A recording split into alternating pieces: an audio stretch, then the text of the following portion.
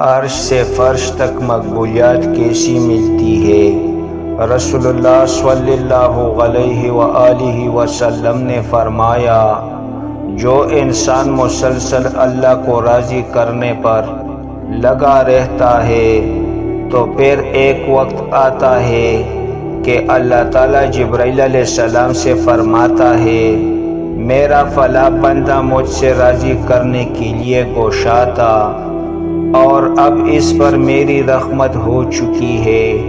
یہ سن کر جبرائیل علیہ السلام اعلان فرما دیتی ہے کہ فلاں بندے پر رب کی رحمت ہو چکی ہے۔